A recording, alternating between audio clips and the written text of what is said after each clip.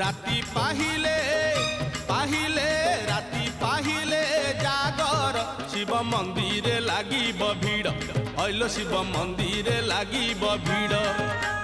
राति पाहिले जागर शिव मंदिर लागिब भीड़